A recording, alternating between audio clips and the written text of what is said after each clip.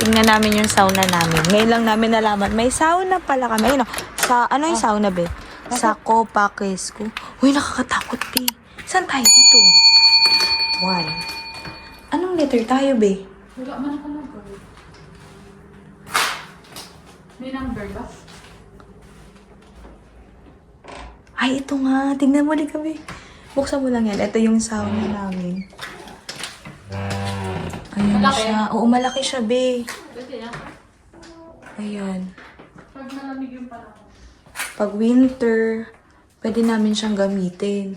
So, marami yung room. So, ito din ba? Or baka naman kasi ano tong iba, may laundry. Bawal ang yosi. 2. So, kailangan nating malaman, be, alin yung sa atin dyan. Hindi ba kahit ano naman dyan? Ito may nakalagay 1 and 2 eh. Nakaano naman siya eh. Nakalock naman siya. Huwag muna tayo dyan, malalim. Sabi niya pwede daw duman kay isang kaso malalim yung pag Sabi ko rin tayo daan. Kasi naalala mo yung tinuro ko siya. Sabi ko parang may daan. Parang hindi na tayo ikot pag gano'n. Eh, di ba Uy, sabi malinis yung sauna. Magagamit natin siya. Akala namin, wala kaming sauna. Kasi buti na lang nakilala namin yung mga Pilipino.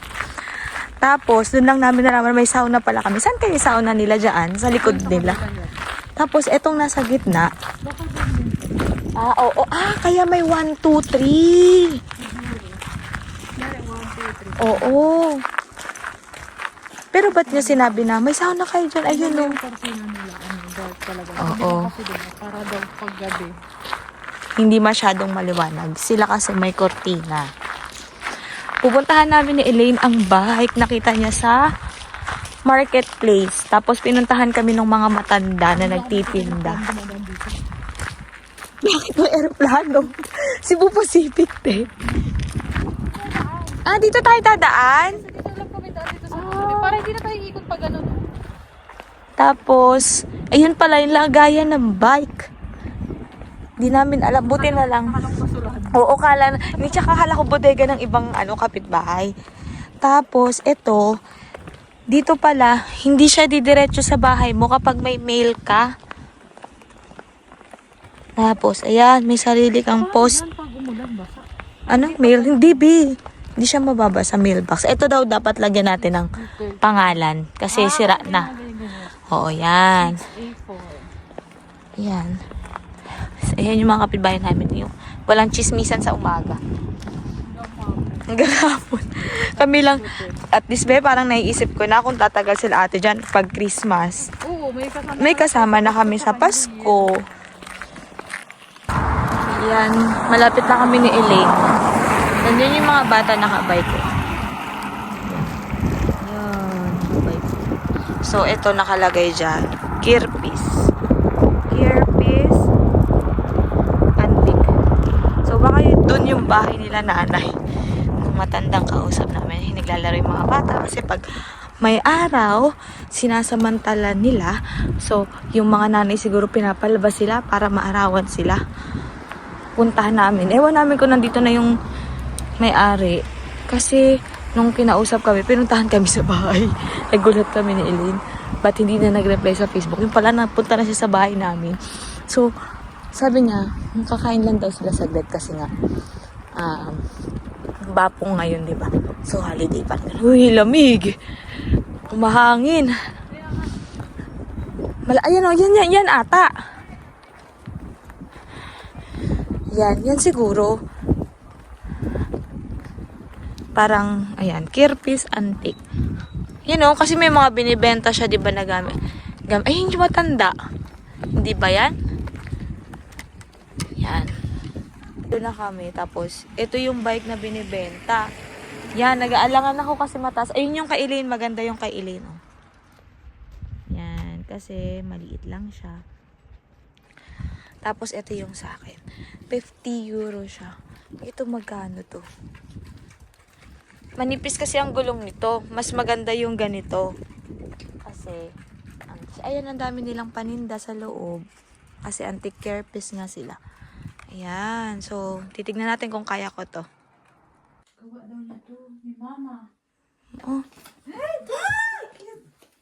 Gusto ko ano. Oh. Yung dito, socks. Ayan na. Ayan, ito. Ito po. Ayan, may socks kami nakita. Ay, kaksi komenta. Pagbalik ko na lang pag may sahod. Ito, maliit. Bibili pa akong bike eh. Yan, medyas. Wala na. 4. Ay, 4. Sukat. Sukat. Ay, susukatin mo. Ay. Ito, Ay, ang ganda oh. 7. 7. Hindi may pambata. Hindi, parang maliit lang siya na size. 350. 4. Parang okay to. Kasya na to sa atin. Kasi naano naman siya eh. Parang ito, be. Hindi yan. Subukan mo. Hindi, Iganon mo. Ayan o, nagaganon siya. Ayan si Elaine. Kasi ito hanggang dito. Nagtipid ka pa. 4 lang. 4 lang nga to. Ito na lang sa akin. Tsaka na be. tayo binitong 20. Kaya nga. Ito, Ayan. cute. Mitten. Ay, gusto ng pamangking ko to. Gusto 35 man. Medyo may kataasan dito, be. Kaya nga. Walang hanger, no? Oo. Ayan, may mga ano. Oh? Ito lang, kirpis Hindi nila. naman cute oh. Magkano yan? 1. 1 lang? Lagayan ng gamit. Uy, pwede yan, be. Di ba wala kang ano? Pagpapasok? Oo. Ano mo na? 1 lang eh. Ayan, may nakita si Elaine, 1 lang. Pwede na kasi wala siyang maliit na pouch para Kaso sa baka passport. magbabasa.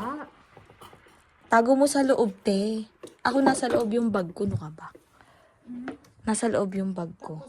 Kasya kaya po. Oo, kasya yan. Ganda ng bike mo. Para lang yung bike ko sa Pinas. Ayan. Tapos meron pa dito silang tinitinda na mga ano, iba pang mga antique.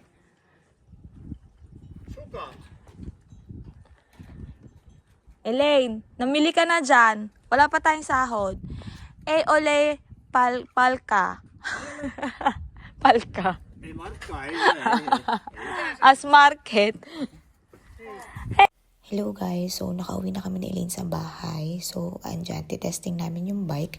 Iikot namin kasi parang may problema si Elaine dun sa bike niya. Pero sabi ko baka kasi dahil masyado niyang pinapabaan yung upuan. Ayan, yung sa akin, sakto na yung taas kasi para hindi siya nakakangalay pag pinapadya ko kasi hindi masyadong nakayuko yung pako. Yung sa akin, nabili ko siya ng 50 euro tapos yung kay Elaine, 30 euro yung kay Elaine. Kasi daw, maliit lang yung kay Elaine tapos yung sa akin malaki. Okay na din kasi para hindi kami naglalakad kapag may gusto kami puntahan. Katulad ng pupuntahan namin yung isang grocery store, napakalayo so ang dami naming bitbit. Maganda rin yan, bibilan namin siya ng basket. Para yung pinamili namin, doon namin ilalagay sa basket. 6:30 PM na dito pero sinag na sinag pa yung araw. So mga ilang buwan pa hindi na talaga magdidilim. Talagang maaraw lang siya kahit na alas 10 na ng gabi hanggang alas 2 ng madaling araw.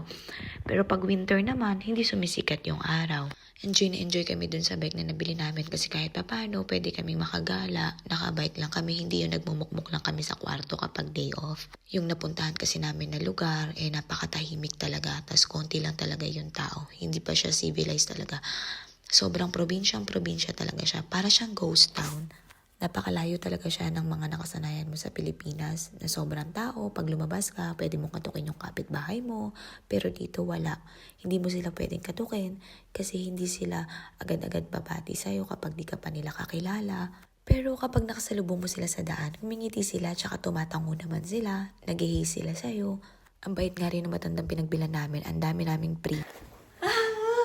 Sa bahay na kami at hindi kami lugi sa aming binili kahit na 50 yung sa akin, tinawaran ng 45 euro. Pero, parang naawa sa amin yung pinagbilhan namin. Ang dami naming libre. Binigyan kami ng maraming libre. Papakita ko. Ayan. Ito. Ayan. Jacket. Ayan. Yan, binigay lang to nung matandang pinagbilan namin kasi nag-uukay-ukay sila, nagkikirapy sila. Yan. Tapos, ito pa. Binigay niya pa rin to. Yan. Diba? Tapos, ito pa. Ewan ko, binigay niya rin to sa akin. Hindi ko alam kung naaawa si Nanay Sam. Or